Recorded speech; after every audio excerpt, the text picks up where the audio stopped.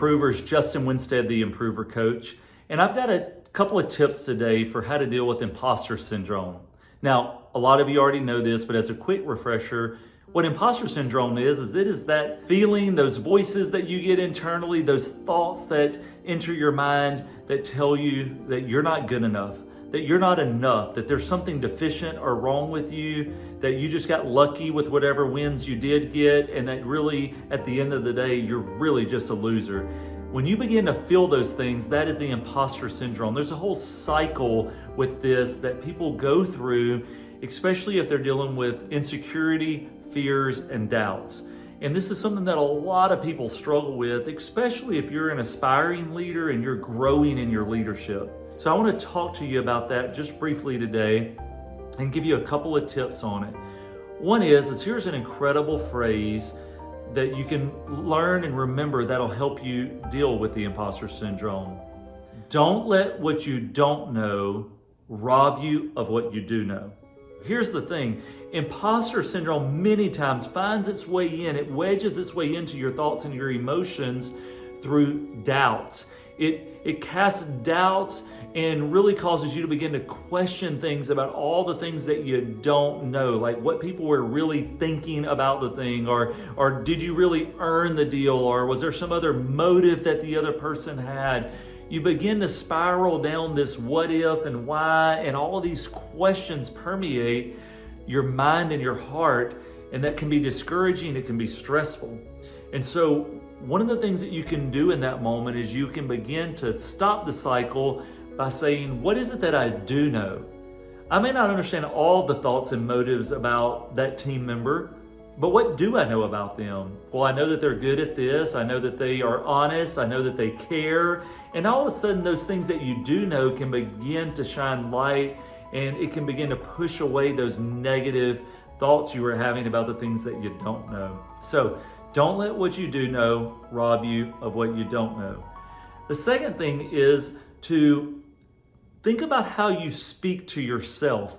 One of the things that we teach on here at the Improver Group is to know yourself and lead yourself, and then to know others and lead others.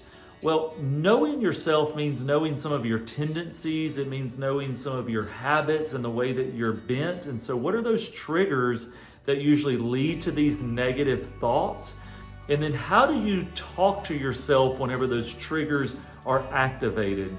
For some of you, if you talk to your family members or your team members the way you talk to yourself internally, man, you would never accept that. They wouldn't accept it. You wouldn't accept it. It would be completely wrong.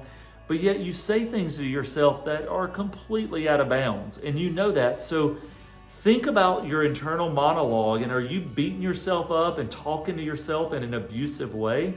Now, I know that abuse is a real thing with other people, of course, and we don't want to equate the two, but don't abuse yourself emotionally and internally by repeating negative things. So one, remind yourself of what you do know, and then two, stop the repetition of the negative self-talk. You can choose positive self-talk. You can choose positive self-talk. List the things that you do know about yourself, and do it when you're in a healthy frame of mind, so that whenever you get discouraged, whenever you're down in the dumps, you can pull that back out and you can repeat that, and you can tell yourself that just as if you were encouraging a child, a friend, somebody on your team at work. They're having a bad day. How would you speak to them? Speak to yourself in that same way. So you deal with those doubts, you deal with that negative self-talk, and then the last thing I want to talk to you about is just dealing with the anxiety and stress itself. So many times the imposter syndrome is exacerbated by the other stress that's going on, and so this could be physical. So maybe stretching, breathing, taking a walk. It could be mental, so you need to stop watching or listening to something that's feeding the negative thoughts. You need to tune off something, maybe not listen to the talk radio, turn on, some positive music that'll be uplifting and encouraging to you. You know what it is. You know there's certain social media feeds that maybe are adding into that negativity. Maybe replace some of that bad input with some positive input so that you can begin to be more on a better track. A lot of times the content that you're absorbing is manifesting itself in your life in the energy that you feel, which includes your anxiety and stress.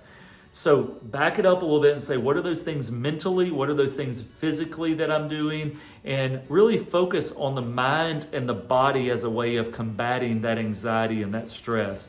So again, quick recap. You want to beat back imposter syndrome. You want to be able to overcome that so you don't go through that spiral. And then think about the way you're dealing with your doubts, reminding yourself of what you know.